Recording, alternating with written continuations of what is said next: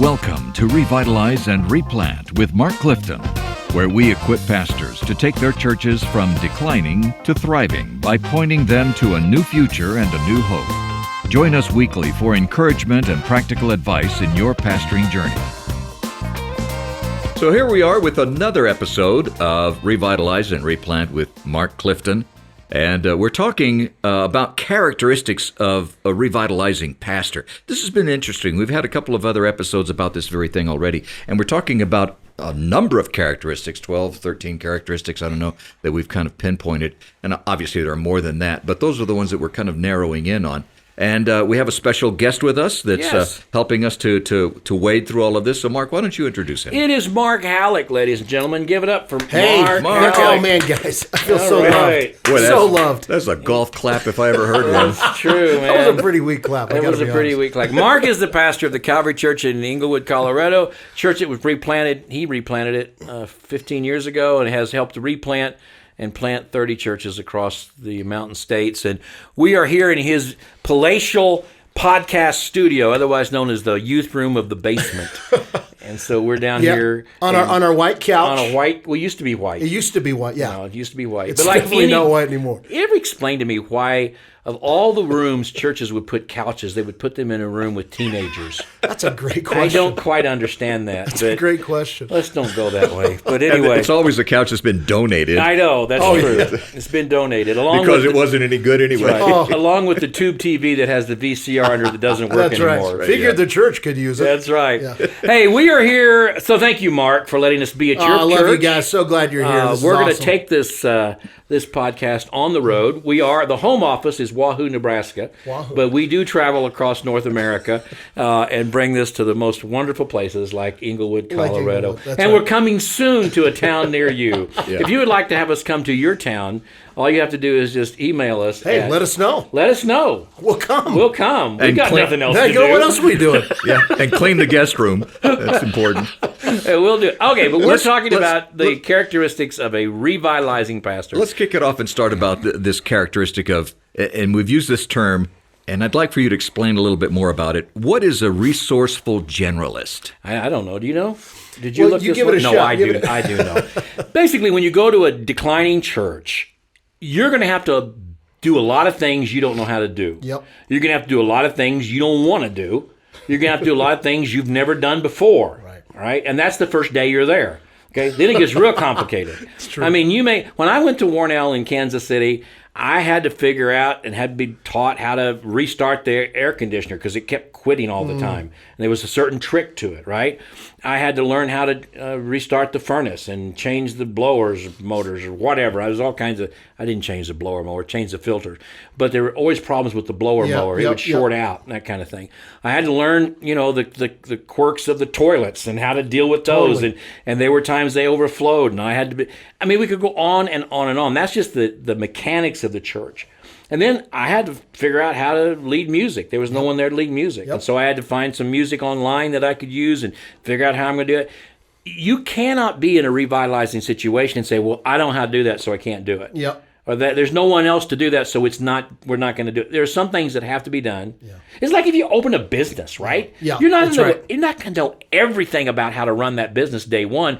You're going to learn as you go. Yes. You learn your way into the future, and if you don't know how to do it, you either learn how to do it or you find someone who can help you do it. That's right. And there's going to be all kinds of things. Listen, there's going to be areas we are gifted in, and there's all kinds of things we're not gifted in. Now, I don't know. We haven't actually talked about this. Are you a fix-it guy? Like, are you good at fixing stuff? Gosh, no. I'm not at all. No. I can't do anything. No, I can't do anything. Yeah, I can't do anything. No. So, but I had to learn to do a few things. But I also met some buddies actually in the neighborhood here who I saw out working on their cars and said, hey, man, we made friends real quick. Real quick. And got help. But part of it was on me. Right. I couldn't just say, man, whatever, we're not going to deal with that. Listen, if you're going to lead that church, you've got to own the fact that, man, being a resourceful generalist is part of my call. That's what I got to do. There's stuff that needs to happen. Right. We had, when I came, we have a preschool here that's been here forever, and they have a little chapel going on, and I quickly realized the expectation was I need to lead chapel once a week. Well, guess what? I needed to figure out, okay, how does this work? What do I need to do? I get my guitar out and learn some kids' songs, and here we go. Whoa. You lead chapel for 3-year-olds? Hey, baby, you have no idea. You lead chapel for 3-year-olds. Listen, we do. And I love it. Do you you know I have a kids album? Do you know I have a kids album? You have a kids album? I've got a kids album. Are you serious? Called Songs from Joyland. You can get Really? it. I wasn't planning on plugging myself. I can go to Amazon and get your kids album. You can go to Amazon, Spotify, wherever you want. Songs from Joyland. Is it you singing? It's me singing. I wrote all the songs. I'm not kidding. I'm actually not kidding. Are you dressed up like a tomato or a cucumber? Like a bear. Like a bear. I'm a bear. I'm a big bear. You're a big bear. I'm not kidding. Songs from Joyland. Songs from Joyland. Listen, I love. You don't believe me? I'm dead serious. You know, a few weeks ago, I was privileged to interview the Gettys on a podcast. Oh, wow. So now I'm interviewing the bear from the bear from Songs from Joyland. Give it a shot. I did it during COVID, by the way, for our kids ministry. Yeah. Just a way to bless them. But here's the thing: as a pastor, this is another thing. Kids matter, and you got to figure out ways, man, to love on those kids. They do. Kids matter a lot. You know what I'm saying? So anyway, I agree. You got to get creative. That is awesome. I did not know that. Hey, listen. One of the things that you're talking about reminds me of this idea that needs are the mother of opportunity. And so needs aren't a hindrance in your ministry, or the conflicts, like, the plugged up toilet, are not a conflict in your ministry. They're an opportunity to maybe connect with somebody who can help you and needs an opportunity or needs someone to come into their life and give them a reason of value. That's good. Let me give you so an example, though. I was dealing with a church one time that I had declined in attendance from about 400 to about 40 over decades. And the neighborhood had changed drastically. And there were actually halfway houses in the neighborhood. And the pastor kept office hours, and they had a secretary. And they were having some difficulties. They wanted me to come and do some consulting with them. And so I went to visit them, and I could tell from the neighborhood, it was a very challenging neighborhood. But, the church was locked down like Fort Knox. And I get that in a way, but it seemed very, very cold and unfriendly. And so I hit the button and talked to the secretary and got into the inner sanctum of the security of the building. And the pastor was sweet and kind and in his study. And so we talked about the challenges of the neighborhood and what it means to be in a neighborhood of halfway houses and drug rehabilitation and all that. And he'd been there for a number of years. And he just said, I just don't know how to do that. It's just not. And he said, our people don't know how to do it. As though the fact that they didn't know how to do it was an excuse for it. Right, exactly. Not to be their problem. Totally. And that's what we're talking about. That's what we're talking about. You got to learn how to do it. You got to go. There are all kinds of resources to help you know how to do that, or to talk to other churches who want to help you do that. Yep. But just staying behind a locked door in your study saying, man, we just don't know how to do it. That's right. That is not an option. You know what? And at the root of this is a heart posture of humility that says, you know what, Lord, I'm here as your servant. I'm here to serve these people. And even if I'm not good at stuff, God, I want to serve and do what needs to be done. And so we need that, to cultivate that humble heart. I had but Dan knows this. Dan and I go back 45 years together, and we've done a lot of things together. Dan knows I used to do puppets. I'm not ashamed of that. Listen, you still have some, don't you? I hope there's some video out there of this. You still have some. I still have some puppets. In fact, I collect ventriloquist dummies. I'll never forget. What do you not collect? I collect everything. Now that is a little weird. I will never forget the day when the Sears catalog came. I was about 8 years old, and you know how you open it up and you circle what you want. Yeah. And I saw what I wanted. I wanted the Danny O'Day doll with the album on how to be ventriloquist. That's what you wanted. So I circled it. And I handed it to my dad, who was a pastor and very serious man. Yeah. And so he was, all right, I'll see what you want. And I had dog-eared the page, right? So he went to the page, and I'll never forget the look on his face when he saw the Danny O'Day doll circled.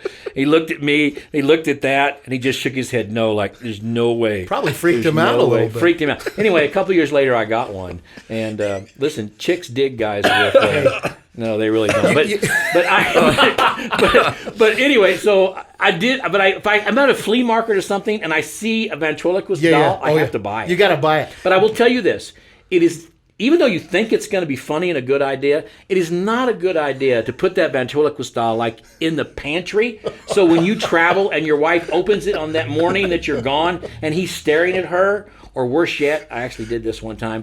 I left and I stuck it in the bed. So when she pulled down the bed after Don't do that. Great way What to does this serve your have to wife do right with there. resourceful Gee whiz. generalist? I have no I'm just idea. trying to figure that out. I have no idea. Oh, puppets. I do Puppets. puppets. Okay. So then I There we go. transitioned. We're back. We're back, baby. transitioned from ventriloquist dummies to puppets because thanks to the Muppets, puppets became cool. Okay, All so right? it was. They were So- cool and at one point. I actually did puppets. I actually have made money. Like voices and stuff? Yeah, the whole bit. The whole deal. I made money, and I went around and another friend of mine, and we did puppet shows, and birthday parties, and bar mitzvahs, and things like that. So anyway, since I do puppets, Okay. and you dress like a bear and do music, Listen, Oh, we can go on the road. this is this the is a road, match baby. made this in. is perfect. The Lord's Heaven. giving us a vision right This now.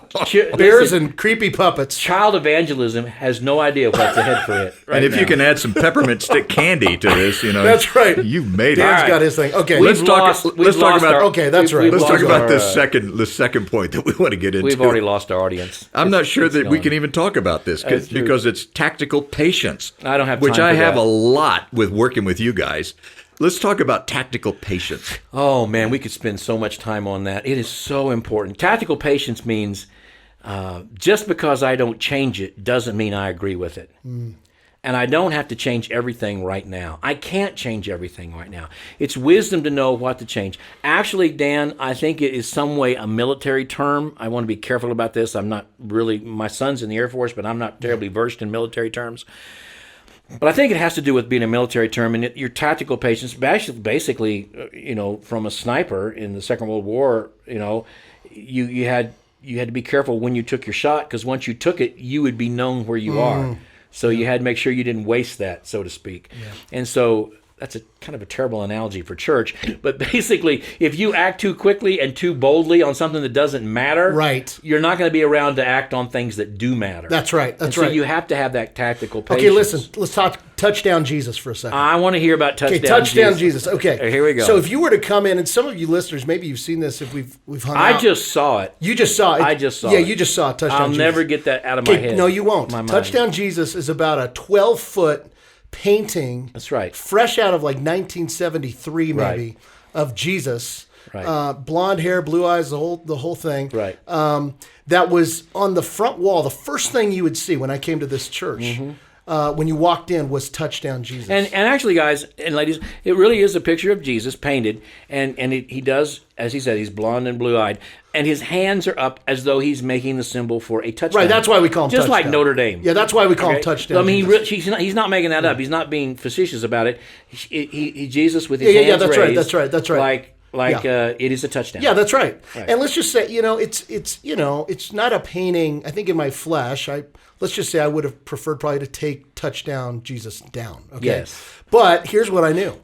I knew the woman who painted that picture had been the organist, by the way, for 35 years. Right. And was still in the church. Right. And I knew the Lord convicted me very quickly. Listen, Mark, if you're going to shepherd in the way of Christ in this church, you need to love the people. This stuff actually doesn't matter that much and so we kept touchdown Jesus up for 3 years, okay, knowing that woman, that it would break her heart if we took down touchdown Jesus, right? It would also tick off probably her family, who made up half the church at that point.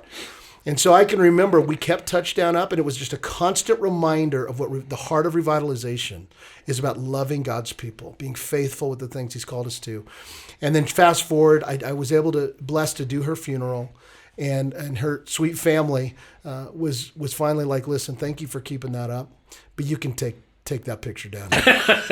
In fact, please do take that down. But I've kept that massive picture of touchdown Jesus in my office every day. It reminds me the heart of revitalization is loving God's people, being wise in patience, being tactical in that.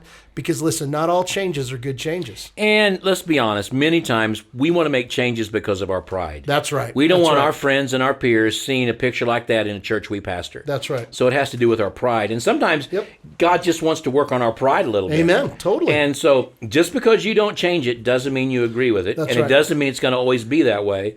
It's just that this is not the time to change that. Yeah, God's not going to listen. Whether touchdown Jesus stayed up or not, that's not what's going to change this church, right? Right. And so there's this lie we believe that somehow if it looks cool and gets some Right. paint, listen, Right. that's all fine.